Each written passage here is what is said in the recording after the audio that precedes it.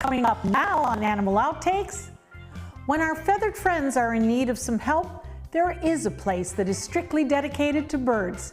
We are visiting the Seaside Seabird Sanctuary. And we're meeting this sleepy tiger. And Onyx deserves a rest. He has had a difficult past. This and much more straight ahead on Animal Outtakes.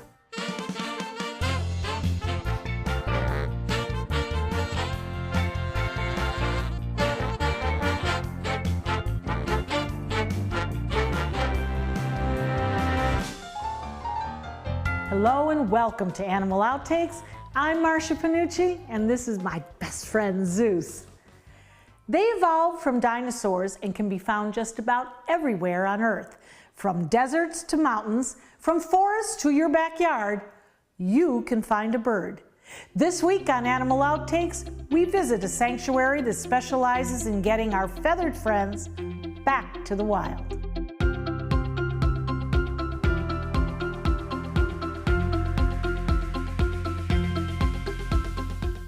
The Seaside Seabird Sanctuary is a nonprofit 501c3 organization, and our main mission is to rescue, rehabilitate, and sick, injured, and orphaned wild birds in the hopes of being able to release them back into the wild. It's located in the small community of Indian Shores, a barrier island on the Gulf Coast of Florida. The sanctuary is a special treasure to the town. We kind of function as two kind of entities. We have the rescue and rehabilitation part with our hospital that's on site, which on average we have on average about 3,000 birds per year admitted into the hospital. But on top of that, we're also unique as we're open to the public, almost like a zoo or any other attraction. Visitors can come in and actually view all the permanently disabled residents we have living at the facility that cannot be released due to whatever permanent injury they have. We currently right now have about 112 permanently disabled residents living on site that visitors can view. They range anywhere from the common backyard blue jays up to the great horned owls, to pelicans, to hawks, you name it. We have a fairly good example here, about 23 different species here. Because of the sanctuary's location, they treat both seabirds and birds you would find inland too, and many that are just dropping by. Looking up in the trees, you'll see even more birds. But these are not being treated by the sanctuary. They're all wild. This is their natural habitat. This is where they nest, right here on the beach in the trees.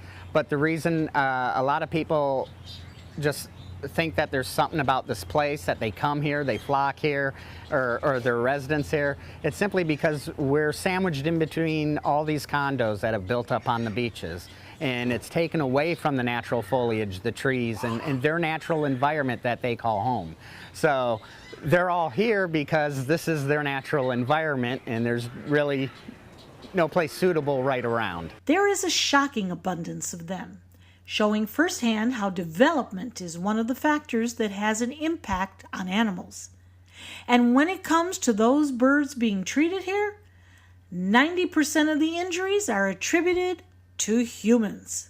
Keith, we're standing here in the hospital, and you know, normally it's kind of a sad place, but these birds are making us happy, so you must be rehabilitating them.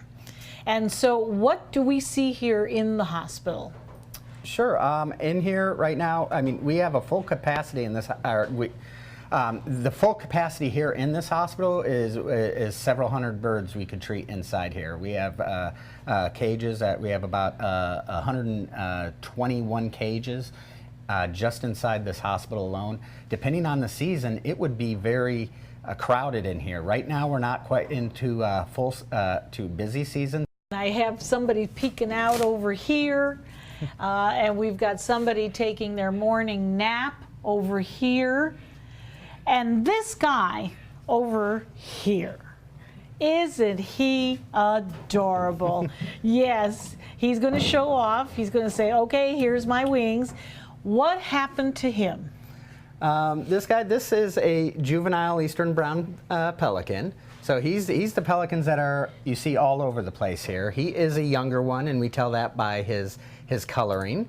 And this guy is in here, for example. He just came in. Somebody had brought him in, found him on one of the islands off the Intercoastal Waterway.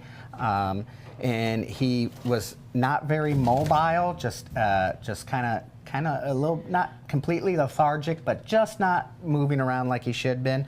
So she was worried about him. She brought him into us. We checked him out.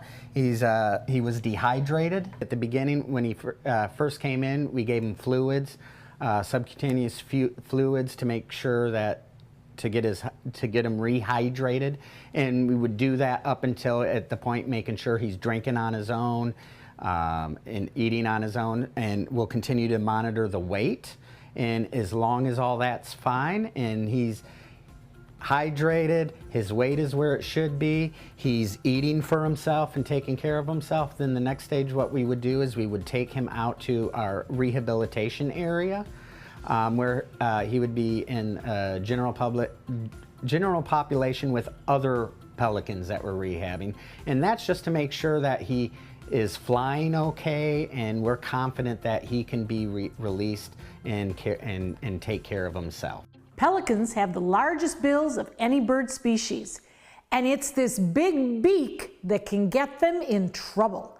Later in the show, what you can do if you notice a pelican or another bird that is hooked with a fishing line. Stay with us. More Animal Outtakes is next. Many active duty servicemen and women face a dilemma as they prepare for deployment. Who will look after their canine companion until they return? Dante's Den provides temporary boarding for their dogs as they serve. We honor the trust placed in us by members of the armed forces by giving their furry friends loving care, spacious dens, on-site veterinary care, and plenty of room to run and play. For more information, go to dantesden.org or call 844-DANTES-DEN. People have asked me what it'll cost to restore all the corals back the way they remember.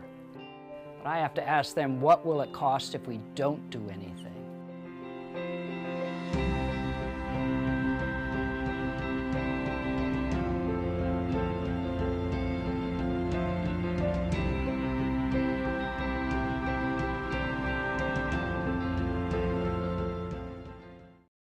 Welcome back.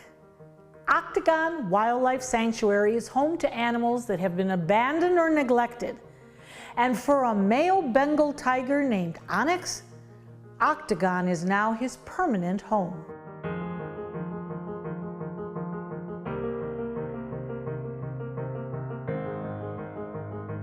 A lot of times you'll see him playing with that big tube. I can hardly move that tube over there, and the tigers bat it around like it's a balloon.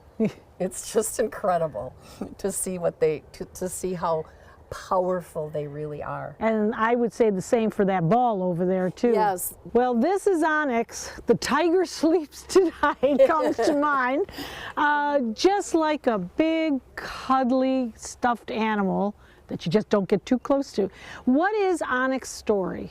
Well, Onyx was brought here as a cub. The people that owned him wanted to keep him small for photography, as in many cases people do. They only fed him cow's milk, which is extremely toxic. So as a result of that, his digestive system never developed. So Lori, our director, bottle fed him every couple of hours, goat's milk, and tried to get his system to develop. Gradually, he got better, and we were able to feed him ground beef, ground pork, and ground chicken. We introduced boneless chicken to him at one point, so he could get the feeling of having a hunk of meat. And gradually, as he got better, we were able to introduce chicken with bones and different types of poultry, turkey. Now, obviously, he's a smaller size, and they did that on purpose. Well, they tried. He's a pretty big big tiger, yeah. But he's kind of all cuddled He's up all there, curled up right now. so we can't really see that full physique. Now, how old is he now? So Onyx is 15. Okay, so he still has a lot of life left into him.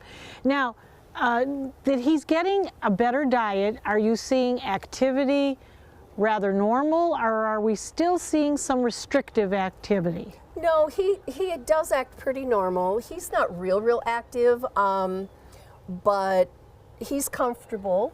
We do have to put mineral oil in his water, so that it helps aid in his digestion and aids in him eliminating. But on a whole, I would say he's doing really well.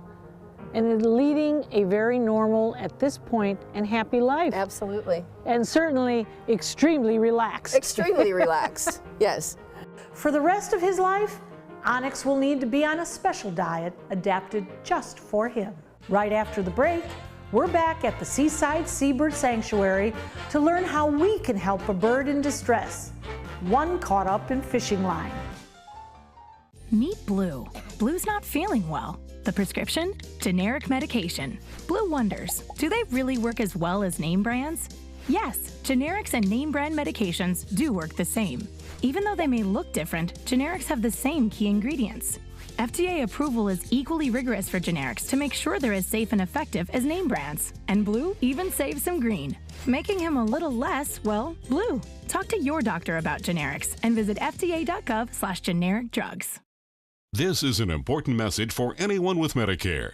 You may be eligible for an all-in-one Medicare plan that combines hospital, medical, and prescription drug coverage together with extra benefits that may include dental, vision, hearing aids, and much more.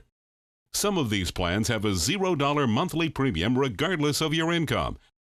That's right. For one low plan premium, or in some cases a $0 premium, you may be able to get coverage for your hospital visits, doctor appointments, prescription drugs, routine dental care, eyeglasses and contact lenses, hearing aids, and possibly more. Today may be the first time you've heard about this type of Medicare plan. The advisors at the Medicare.com helpline are licensed insurance agents who will explain more when you call. Call now to see if you qualify. Call the number on your screen now. Call now to see if you qualify for these benefits. You worked hard for your Medicare. Now is the time for your Medicare to work hard for you. Not affiliated with or acting on behalf of any government agency or program.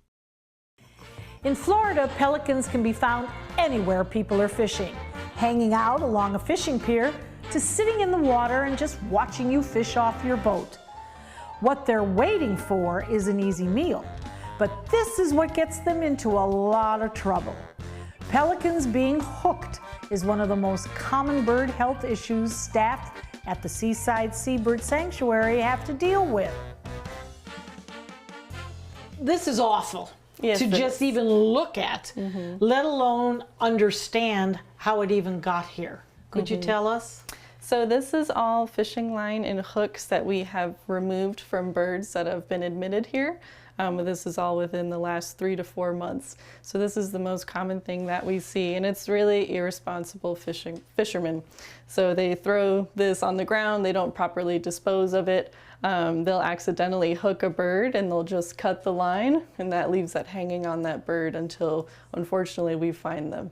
So it's a lot of just human error and human apathy to properly disposing of this. Now, when you look at a hook like this, I mean, this is unbelievable. I mean, even to my touch. And to find out that these poor birds are swallowing this, and there is an x-ray right behind me of one of your patients where it clearly shows that there is a hook just like this embedded in probably the abdominal area of that bird. So when you find something like this, after you take that deep breath, how do we get this out? So of a bird? it really depends on where it is. So if you do have hooks that are internal, usually that requires surgery. Depending on where it is, we would need a radiograph to determine where in the stomach it is. Birds actually have a proventriculus and a ventriculus, so it's two separate stomachs. And so that really also complicates depending on where the hook is located. If it's something external, we often can do it here, and it's also something very simple that we can actually teach the public so that instead of cutting that line, you can actually remove that hook and let that bird go free without the hooks in them. He's actually one of our patients right now.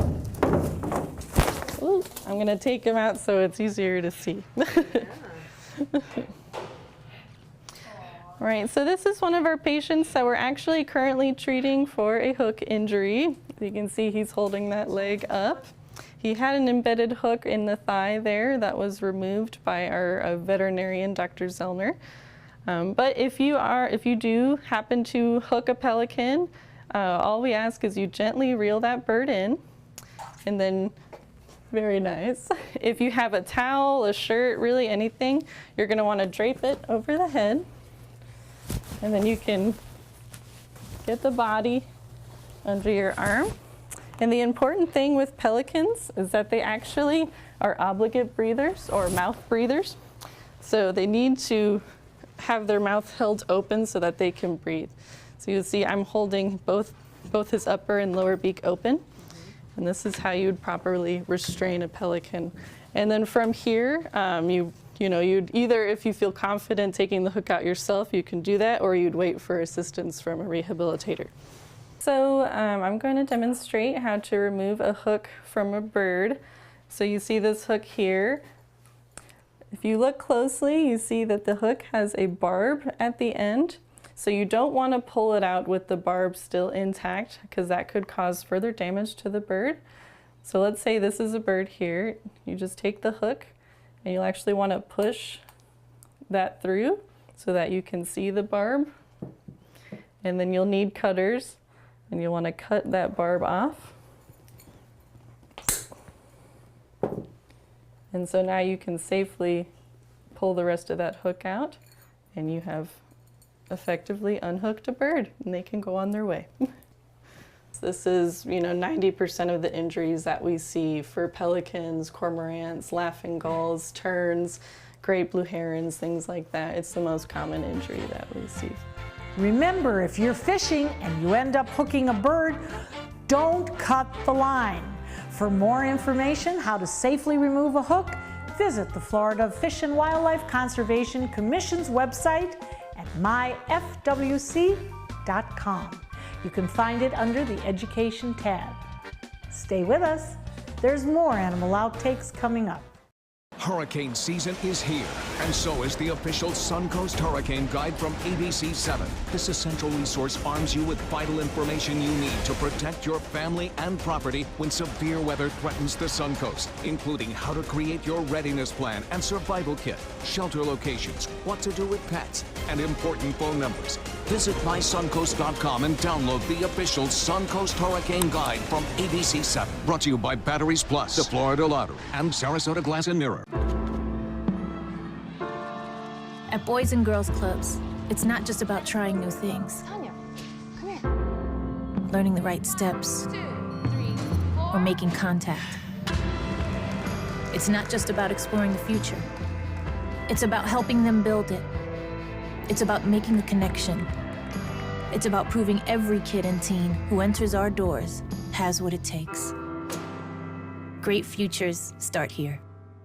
Hey, you. Yeah, you. Getting that college education, what are you gonna do? Graduate and take some office job? Be like everybody else? Or will you dare do something different? Like, be a teacher. You could be my teacher. You got the skills, the smarts. Yes, you. You could be the teacher I never forget. That'd be cool. Does that corporate job even have recess? What are you gonna make of yourself? What are you gonna make of me?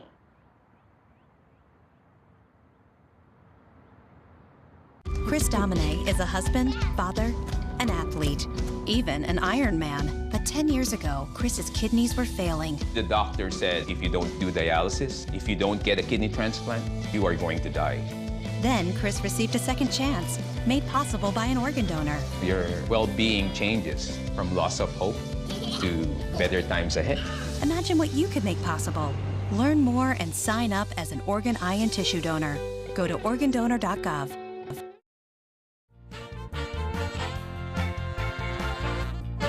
So now we have this adorable creature who I do know is a permanent resident here.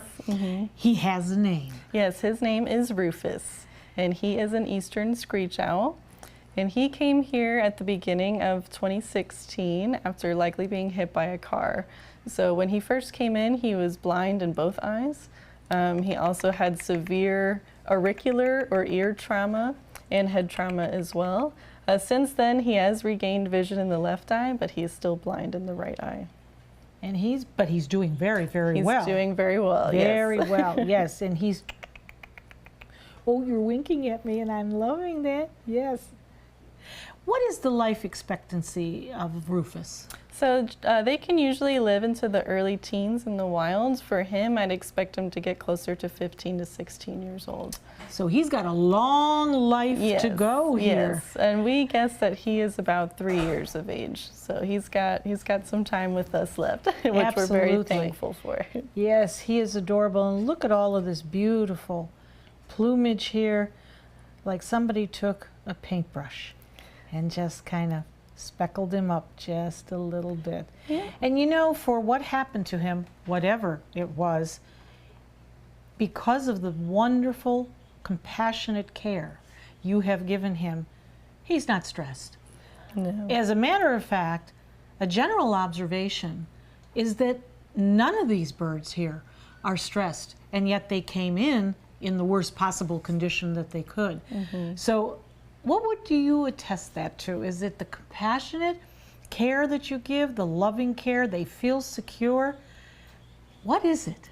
I would hope it's that, because their quality of life is our utmost importance. So anything to improve their quality of life, anything to enrich their lives is really our main focus. So we spend a lot of time ensuring that they live a great life here, that they do feel safe, they're very, very well fed.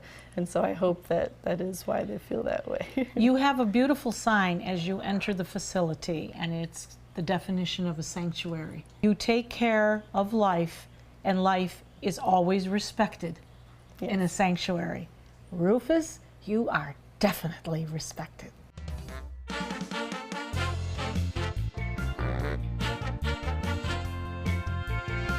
We're so happy to welcome Dr. Alan Glassman to Animal Outtakes.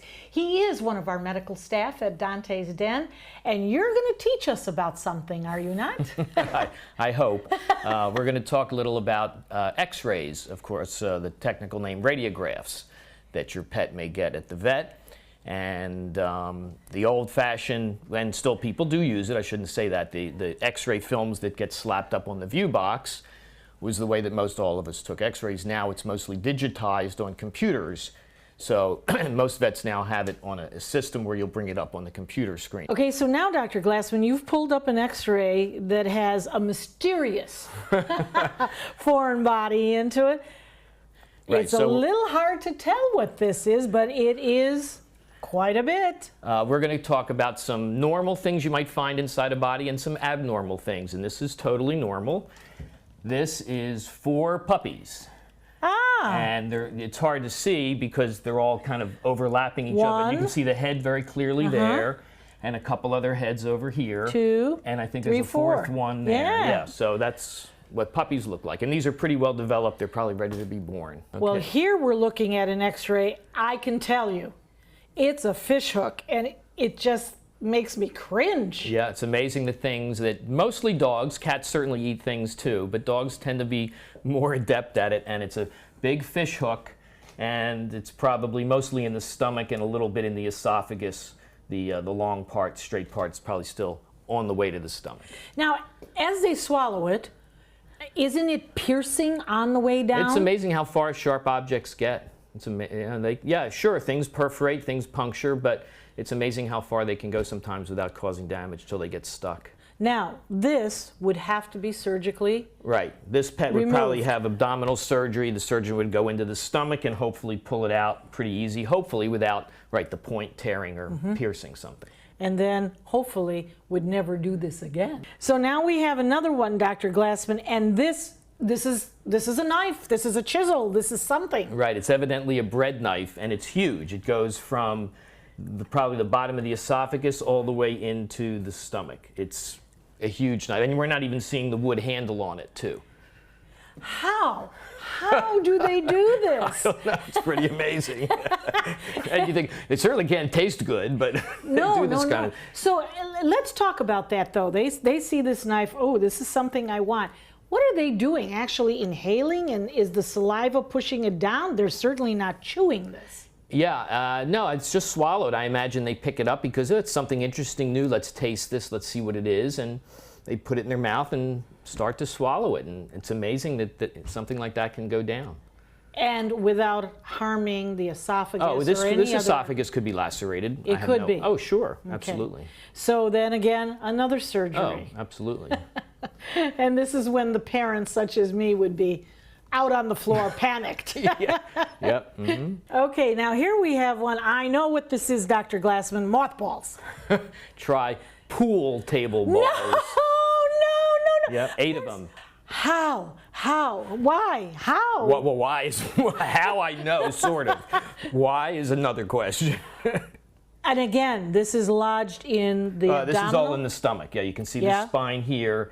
And actually, yeah, they made it all the way to the stomach. You can see the black, the air around in the stomach, and the abdomen is this way. I can't imagine, because these things don't have any taste. I mean, what are they? What is the joy of this? You gotta ask the dog.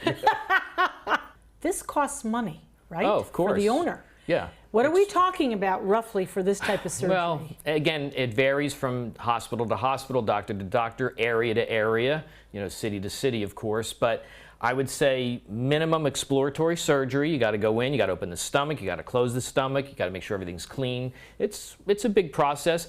Absolute minimum, I would think of $1,000 up to maybe about $3,000. You get it out, whatever it is. How do you prevent this again? Well, that's very hard. I took earplugs twice out of a cat until the owner finally realized I better not leave my earplugs on the bed table anymore.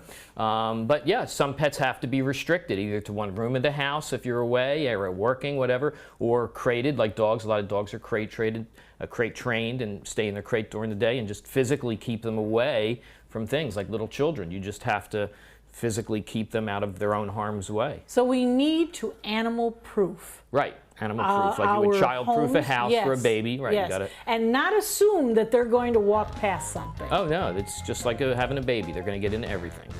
We hope you had fun and learned a thing or two along the way. Zeus and I will be back here again next week with even more animals and some wild adventures. Until then, thanks for watching. They evolved from dinosaurs and can be found just about everywhere on Earth.